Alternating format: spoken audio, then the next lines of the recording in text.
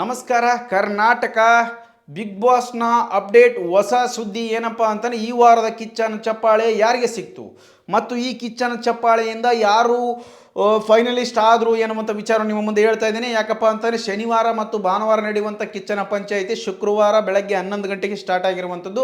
ಆ ಒಂದು ವಿಷಯದ ಬಗ್ಗೆ ಆ ಒಂದು ಅಪ್ಡೇಟ್ಗಳ ಬಗ್ಗೆ ನಿಮ್ಮ ಮುಂದೆ ಹೇಳಕ್ಕೆ ಬಂದಿದ್ದೀನಿ. ಯಾಕಪ್ಪ ಅಂತಂದರೆ ಬಿಗ್ ಬಾಸ್ನಲ್ಲಿ ದೊಡ್ಡದಾಗಿರುವಂಥ ಐಪ್ ಕ್ರಿಯೇಟ್ ಆಗಿರುವಂಥ ಗಿಲ್ಲಿ ಅವರ ಕುರಿತಾಗಿ ಇನ್ನೇನು ಗಿಲ್ಲಿನೇ ಗೆದ್ದಿದ್ದಾರೆ ಎನ್ನುವಂತಹ ಒಂದು ಹೊಸ ಸುದ್ದಿ ಬರ್ತಾ ಇದೆ. ಹಾಗೆ ಅಂದರೆ ಅಭಿಮಾನಿಗಳಲ್ಲಿ ಬರ್ತಾ ಇದೆ. ಇನ್ನೂ ಬಿಗ್ ಬಾಸ್ ಕಡೆಯಿಂದ ಅಧಿಕೃತವಾಗಿರುವಂಥ ಮಾಹಿತಿ ಸಿಕ್ಕಿಲ್ಲ.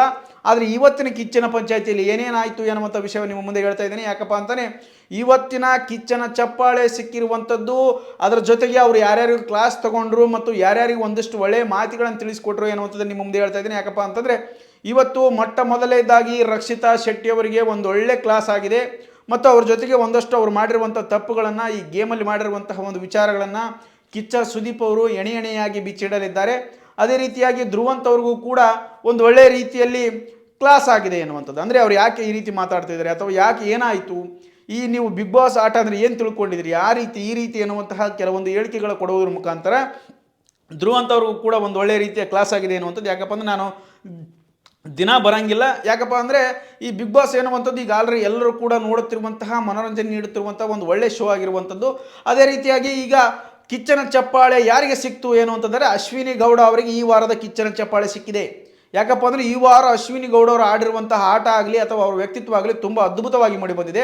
ಮತ್ತು ಅಶ್ವಿನಿ ಗೌಡ ಅವ್ರ ವ್ಯಕ್ತಿತ್ವ ನನಗಂತೂ ಈ ವಾರ ತುಂಬಾ ಇಷ್ಟ ಆಯಿತು. ಯಾಕಪ್ಪ ಅಂದರೆ ವ್ಯಕ್ತಿತ್ವದಲ್ಲಿ ಮೊದಲೇ ಅವರು ಸ್ಟ್ರಾಂಗ್ ಇದ್ದರು ಮತ್ತು ಈ ವಯಸ್ಸಲ್ಲೂ ಆಟ ಆಡುವಂತಹ ಚಾಣಕ್ಯತನ ಮತ್ತು ಎಲ್ಲರಿಗೂ ಸ್ಫೂರ್ತಿ ನೀಡುವಂತಹ ಒಂದು ಧೈರ್ಯ ನೀಡುವಂತಹ ಆ ಒಂದು ಸ್ಫೂರ್ತಿದಾಯಕ ಮಾತುಗಳು ಮತ್ತು ಅಚ್ಚ ಕನ್ನಡದ ಬಳಕೆಯನ್ನು ಮಾಡುವಂತಹ ಕನ್ನಡತಿ, ಅದೇ ರೀತಿಯಾಗಿ ಎಲ್ಲರಿಗೂ ಧೈರ್ಯವನ್ನು ನೀಡುವಂತಹ, ಯಾರೇ ಎದುರಾಳಿಗಳಿದ್ದರೂ ಕೂಡ ಕೆಚ್ಚದೆ ಕೆಂಗಣ್ಣಿನಲ್ಲಿ ಎದುರಿಸುವಂತಹ ಒಬ್ಬ ಮಹಿಳೆ ಏನಾದರೂ ಇದ್ದರೆ ಬಿಗ್ ಬಾಸ್ ಮನೆಯಲ್ಲಿ ಅಶ್ವಿನಿ ಗೌಡ ಅವರು ಈ ಒಂದು ಸೀಸನ್ನಲ್ಲಿ ಅಂತ ಹೇಳ್ತಾ ಅವರ ಒಂದು ರೀತಿಯ ಅಭಿಮಾನವಾಗಿರೋದ್ರ ಕಾರಣಕ್ಕೋಸ್ಕರ ಗಿಲ್ಲಿಯವರ ಕಾಮಿಡಿ ಕೂಡ ತುಂಬ ಇಷ್ಟ.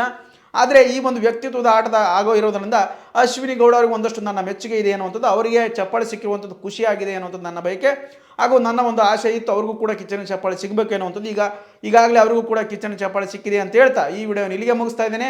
ಈ ರೀತಿಯಾಗಿ ದಿನೇ ಅಪ್ಡೇಟ್ಗಳನ್ನು ಕೊಡ್ತಾ ಇರ್ತೀನಿ. ವಾರದ ಅಪ್ಡೇಟ್ಗಳನ್ನಂತೂ ಕಂಪಲ್ಸರಿ ಕೊಡ್ತಾ ಇರ್ತೀನಿ, ತಪ್ಪದೇ ಕಂಪ್ಲೀಟಾಗಿ ಕೊಡ್ತಾ ಇರ್ತೀನಿ. ನಿಮಗೆ ಯಾರಾದರೂ ಇಷ್ಟ ಆಗಿತ್ತಪ್ಪ ಅಂದ್ರೆ ಲೈಕ್ ಮಾಡಿ, ಒಂದು ಕಮೆಂಟ್ ಮಾಡಿ. ಅಶ್ವಿನಿ ಗೌಡ ಅವರಿಗೆ ಕಿಚ್ಚನ ಚಪ್ಪಾಳೆ ಸಿಕ್ಕಿರುವುದು ಎಷ್ಟು ಸರಿ, ಎಷ್ಟು ಸುಳ್ಳು, ಅಥವಾ ಸತ್ಯನ, ಅಥವಾ ಒಳ್ಳೆಯದ ಅಥವಾ ಕೆಟ್ಟದ್ದ, ಯಾವ ರೀತಿಯಾಗಿ ಅವ್ರು ಏನು ಮಾಡಿದ್ರು, ಅವ್ರ ವ್ಯಕ್ತಿತ್ವ ಯಾವ ರೀತಿ ಇದೆ ಅನ್ನೋದನ್ನು ಕಮೆಂಟ್ ಮಾಡಿ ಅಂತ ಕೇಳ್ತಾ ಪೂರಾ ಇಷ್ಟ ಆದರೆ ನಿಮಗೆ ಖಂಡಿತವಾಗೂ ಸಬ್ಸ್ಕ್ರೈಬ್ ಮಾಡಿ ಅಂತ ಕೇಳ್ಕೊಳ್ತಾ ಈ ವಿಡಿಯೋನ ಇಲ್ಲಿಗೆ ಮುಗಿಸ್ತಾ ಇದ್ದೇನೆ. ಧನ್ಯವಾದಗಳು.